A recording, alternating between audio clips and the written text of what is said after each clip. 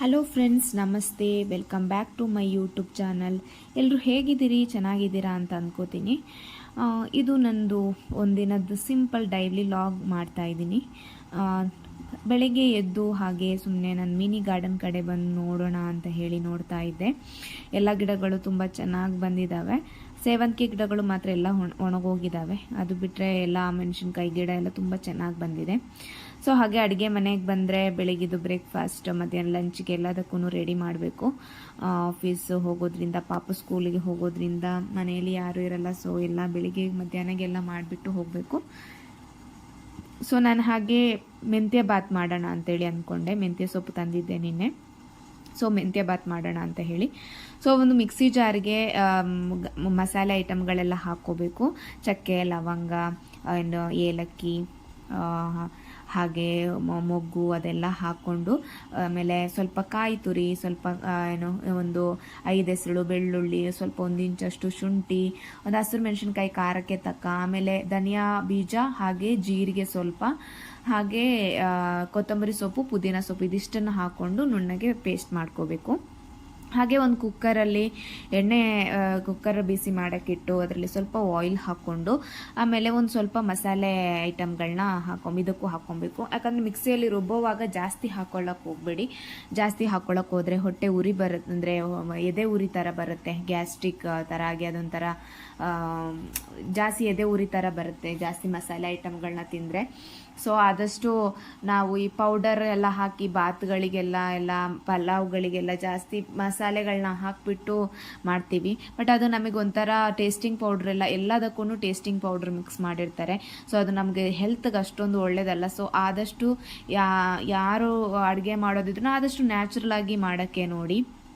ಟೇಸ್ಟಿಗೆ ಒಂದು ಸ್ವಲ್ಪ ಬೇಕಿದ್ರೆ ಚಿಕನ್ ಮಸಾಲೆನೋ ಗರಂ ಮಸಾಲೆನೋ ಹಾಕ್ಕೊಳ್ಳಿ. ಬಟ್ ಕೆಲವರು ಬರೀ ಅದರಲ್ಲೇ ಮಸಾಲೆಯಲ್ಲೇ ಎಲ್ಲ ಬಿರಿಯಾನಿ ಆಗಿರ್ಬೋದು ಅಥವಾ ಏನೇ ಪಲಾವ್ ಆಗಿರ್ಬೋದು, ಏನೇ ಮಾಡಿದ್ರು ಬರೀ ಅಂಗಡಿ ರೆಡಿಮೇಡ್ ಪೌಡ್ರನ್ನೇ ಯೂಸ್ ಮಾಡಿ ಮಾಡ್ತಾರೆ. ಆದಷ್ಟು ಅದನ್ನು ಸ್ವಲ್ಪ ಅವಾಯ್ಡ್ ಮಾಡ್ಕೊಳ್ಳಿ.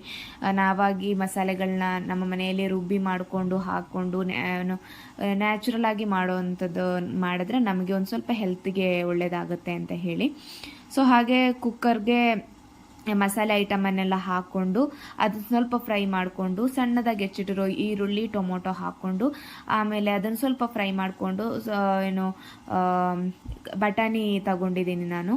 ಬಟಾಣಿ ವೆಜಿಟೇಬಲ್ಸ್ ಬಟಾಣಿ ಹಾಕಿದರೆ ಸ್ವಲ್ಪ ಚೆನ್ನಾಗಿರುತ್ತೆ, ಸ್ವಲ್ಪ ಟೇಸ್ಟ್ ಕೊಡುತ್ತೆ ಅಂತ ಹೇಳಿ ಉಪ್ಪು, ಸ್ವಲ್ಪ ಅರಶಿನ ಹಾಕ್ಕೊಂಡು ಅದನ್ನು ಫ್ರೈ ಮಾಡಿಕೊಂಡು, ಲಾಸ್ಟಿಗೆ ಮೆಂತ್ಯ ಸೊಪ್ಪನ್ನ ಸಣ್ಣದಾಗಿ ಕಟ್ ಮಾಡ್ಕೊಂಡು, ದೊಡ್ಡದಾಗಿ ಕಟ್ ಮಾಡಿ ಸಣ್ಣದಾಗಿ ಹೆಚ್ಚಿಟ್ಕೊಳ್ಳಿ. ಅದನ್ನು ಹಾಕಿ ಸ್ವಲ್ಪ ನೀರು ಹಾಕಿ ಮಿಕ್ಸ್ ಮಾಡ್ಕೊಳ್ಳಿ. ಅದು ನೀರು ಕುದಿ ಬಂದ ಮೇಲೆ ನಾವು ಅಕ್ಕಿನ ನೆನೆ ಹಾಕಿರಬೇಕು, ಸ್ವಲ್ಪ ಮುಂಚೆನೇ ನೆನೆ ಹಾಕಿರಬೇಕು. ಸೊ ಇದು ಕುದಿ ಬಂದ ತಕ್ಷಣ ನಾವು ನೆನೆ ಹಾಕಿರೋ ಅಕ್ಕಿನ ಅದರಲ್ಲಿ ಮಿಕ್ಸ್ ಮಾಡಿದರೆ ಅದು ಕುದಿ ಬಂದ ಮೇಲೆ ಕುಕ್ಕರ್ ಲಿಡ್ನ ಮುಚ್ಚಿ.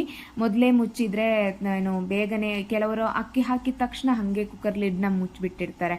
ಸೊ ಅದು ಚೆನ್ನಾಗಿ ಮಿಕ್ಸ್ನೂ ಆಗಿರಲ್ಲ, ಮೇಲ್ಗಡೆ ಫುಲ್ ವೆಜಿಟೇಬಲ್ಸ್ ಹಂಗೆ ನಿಂತಿರುತ್ತೆ, ಮತ್ತು ತಳ ಹಿಡಿದಿರುತ್ತೆ. ಸೊ ಅದಕ್ಕೆ ಫಸ್ಟ್ ಫುಲ್ ಕುದಿ ಬಂದಮೇಲೆ ನೋಡಿ, ಈ ಥರ ಫುಲ್ ಕುದಿ ಬಂದಮೇಲೆ ಲಾಸ್ಟಲ್ಲಿ ಸ್ವಲ್ಪ ಟೇಸ್ಟಿಗೆ ಬೇಕು ಅಂತಂದರೆ ಸ್ವಲ್ಪ ಕೊರಿಯಾಂಡರ್ ಪೌಡ್ರ್ ಯೂಸ್ ಮಾಡ್ಬೋದು.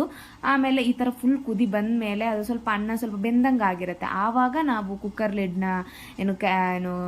ಲಿಡ್ನ ಮುಚ್ಚಿದ್ರೆ ಅದೆಲ್ಲ ಮಿಕ್ಸ್ ಆಗಿ ಚೆನ್ನಾಗಿ ಬರುತ್ತೆ. ಓಪನ್ ಮಾಡುವಾಗ ನೋಡಿ ಎಲ್ಲ ಮಿಕ್ಸ್ ಆಗಿ ಇರುತ್ತೆ. ಅದೇ ನಾವು ಮತ್ತೆ ಪದೇ ಮಿಕ್ಸ್ ಮಾಡುವಂತಹ ಅವಶ್ಯಕತೆ ಇರೋದಿಲ್ಲ. ಕೆಲವರು ಹಾಗೆ ಅಕ್ಕಿ ಹಾಕಿದ ತಕ್ಷಣ ಮುಚ್ಚಿಡ್ತಾರೆ. ಸೊ ಅದು ಮೇಲ್ಗಡೆ ಫುಲ್ ತರಕಾರಿ ಹಾಗೆ ನಿಂತಿರುತ್ತೆ, ಕೆಳಗಡೆ ಅನ್ನ ಹಾಗೆ ಇರುತ್ತೆ. ಸೊ ಅದು ಚೆನ್ನಾಗಿ ಮಿಕ್ಸ್ ಆಗಿರಲ್ಲ.